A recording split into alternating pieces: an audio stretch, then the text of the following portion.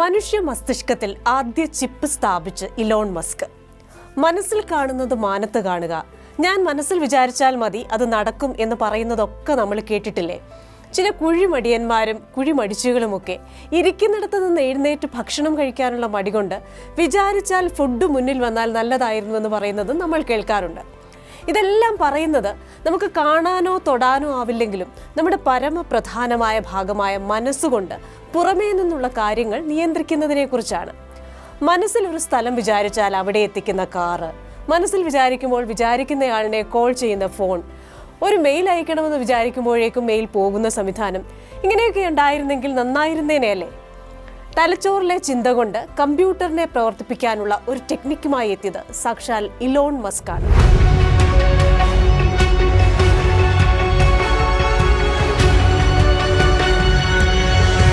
നമസ്കാരം. ഒട്ടനവധി crazy ഐഡിയകളുടെ ഒടയതമ്പുരാനായ Elon Musk 2016 California ആസ്ഥാനമായി ന്യൂറാലിങ്ക് എന്ന ഒരു സ്റ്റാർട്ടപ്പ് തുടങ്ങിയത്. എന്തായിരുന്നു മസ്കിന്റെ ലക്ഷ്യം? മനുഷ്യന്റെ തലച്ചോറും കമ്പ്യൂട്ടറുമായുള്ള ആശയവിനിമയം സാധ്യമാക്കുക. ചിപ്പ് ഘടിപ്പിച്ച ഒരു സാങ്കേതിക വിദ്യയിലൂടെയാണ് ഇത് സാധ്യമാകുന്നത്. എന്താണ് ന്യൂറാലിങ്കിന്റെ സാങ്കേതിക വിദ്യ? തലച്ചോറിൽ സ്ഥാപിച്ചിട്ടുള്ള ചിപ്പിന് സമാനമായ ഒരു ഉപകരണത്തിന്റെ സഹായത്തോടെയാണ് കമ്പ്യൂട്ടറുമായി ആശയവിനിമയം സാധ്യമാക്കുന്നത്. 5 നാണയങ്ങൾ ഘടിപ്പിച്ചു വെച്ചതുപോലെയുള്ള ഉപകരണമാണ് സാങ്കേതിക വിദ്യയുടെ കാതലായ ഭാഗം. ഇത് തലച്ചോറിനകത്ത് സർജറിയിലൂടെ സ്ഥാപിക്കും.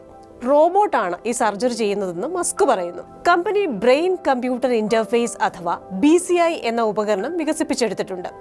ഇതുവഴി ഭാവിയിൽ ഒരു സ്മാർട്ട് ഫോണിനെ USB കേബിൾ വഴി കമ്പ്യൂട്ടറുമായി ബന്ധിപ്പിക്കുന്നത് പോലെ തലച്ചോറിൽ നിന്ന് കമ്പ്യൂട്ടറിലേക്കും തിരിച്ചും വിവര കൈമാറ്റം സാധ്യമാകുമെന്ന് പറയപ്പെടുന്നു. ഇത് യാഥാർത്ഥ്യമായാൽ കമ്പ്യൂട്ടറുകളുടെയും മനുഷ്യന്റെയും ബുദ്ധികൾ തമ്മിലുള്ള ലയനത്തിന് തുടക്കമിടും.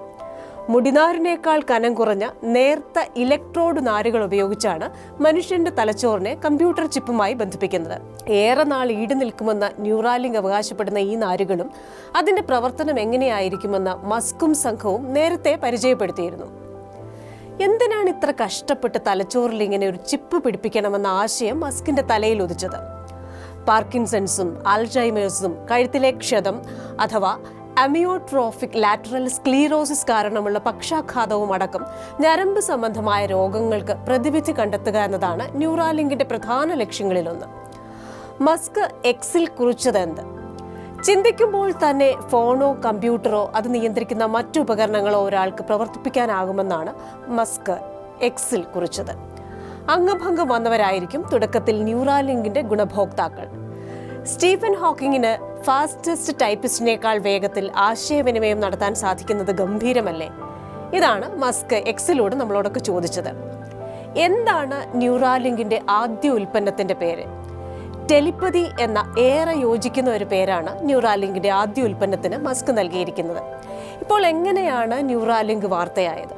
ആദ്യമായി ഒരു മനുഷ്യന്റെ തലച്ചോറിൽ ന്യൂറാലിങ്ക് ചിപ്പ് ഘടിപ്പിച്ചു. രോഗിയിൽ ബ്രെയിൻ ചിപ്പ് ഘടിപ്പിച്ചെന്നും ഇയാൾ സുഖം പ്രാപിച്ചു വരികയാണെന്നും ഇലോൺ മസ്ക് അറിയിച്ചു. ആദ്യ ഫലങ്ങൾ പ്രതീക്ഷ നൽകുന്നതെന്നും മസ്ക് പറയുമ്പോൾ ഏറെ ദൂരം സഞ്ചരിക്കാൻ ഉറച്ചു തന്നെയാണ് ഇലോൺ മസ്കിന്റെ നീക്കമെന്നത് വ്യക്തമാണ്.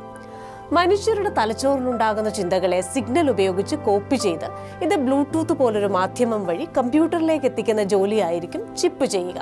ഈ പരീക്ഷണങ്ങൾക്ക് അനുമതിയുണ്ടോ? മനുഷ്യരിൽ ബ്രെയിൻ ചിപ്പ് സ്ഥാപിക്കുന്നതിനുള്ള FDA അനുമതി ന്യൂറാലിങ്കിന് ലഭിച്ചത് കഴിഞ്ഞ സെപ്റ്റംബറിലാണ്. പദ്ധതിയുമായി സഹകരിച്ച് തലച്ചോറിൽ ചിപ്പ് ഘടിപ്പിച്ച് പരീക്ഷണത്തിന്റെ ഭാഗമാകാൻ തയ്യാറുള്ള രോഗികളെ കമ്പനി ക്ഷണിച്ചിരുന്നു. ഇതിനുള്ള രജിസ്ട്രേഷൻ ഫോമും കമ്പനി വെബ്സൈറ്റിൽ ലഭ്യമാക്കുകയും ചെയ്തിരുന്നു. ചിപ്പ് ഘടിപ്പിക്കുന്നതിനായി എത്ര രോഗികളെ എൻറോൾ ചെയ്യുമെന്ന് ഗവേഷകർ ഇതുവരെ വെളിപ്പെടുത്തിയിട്ടില്ല. ന്യൂറാലിങ്കുമായി ബന്ധപ്പെട്ട് വന്ന വിവാദം എന്തായിരുന്നു?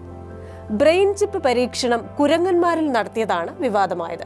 അമേരിക്ക ആസ്ഥാനമായുള്ള മൃഗാവകാശ സംഘടന ന്യൂറാലിങ്കിനെതിരെ രംഗത്ത് വന്നു. ചിപ്പുകൾ പരീക്ഷിക്കുന്നതിന്റെ ഭാഗമായി ഗവേഷകർ കുരങ്ങുകളെ ക്രൂര പീഡനത്തിനിരയാക്കുന്നുവെന്നായിരുന്നു അവരുടെ ആരോപണം. തലയോട്ടിയിൽ സ്റ്റീൽ പ്ലേറ്റുകളും മറ്റും ഘടിപ്പിച്ചതിനാൽ അവ ഫേഷ്യൽ ട്രോമയടക്കമുള്ള പ്രശ്നങ്ങൾ അനുഭവിക്കുന്നെന്നാണ് സംഘടന പറഞ്ഞത്. ബ്രെയിൻ ചിപ്പ് ഘടിപ്പിച്ച ഒരു കുരങ്ങൻ വെർച്വൽ കീബോർഡ് ഉപയോഗിച്ച് ടെലിപ്പതിക് ടൈപ്പിംഗ് നടത്തുന്ന വീഡിയോ പുറത്തുവിട്ടായിരുന്നു മസ്കിന്റെ മറുപടി. ന്യൂറാലിങ്ക് എന്ന ചിപ്പിന്റെ ഉദ്ദേശം എന്താണെന്ന് പോലും കൃത്യമായി നമുക്കറിയില്ല. അതേപ്പറ്റി ആകെ ലഭിക്കുന്നത് മസ്കിന്റെ ട്വീറ്റുകളും പിന്നെ കമ്പനി പുറത്തുവിടുന്ന ഡെമോകളും ബ്ലോഗ് പോസ്റ്റുകളും മറ്റുമാണ്. മനുഷ്യന്റെ തലയോട്ടി തുറന്ന് ചിപ്പ് ഘടിപ്പിച്ച് മനുഷ്യനെ എന്തിനാക്കുമോ എന്ന് ചോദിക്കുന്നവരുണ്ട്. മനുഷ്യനും AI-യും ഒന്നിക്കുന്ന സുന്ദര സുരഭില കാലത്തേക്കാണ് നീങ്ങുന്നതെന്ന് മസ്ക് പറയുന്നു. പരീക്ഷണങ്ങളുടെ യഥാർത്ഥ ഫലപ്രാപ്തി അറിയാൻ ഇനിയും കാത്തിരിക്കേണ്ടിയിരിക്കുന്നു.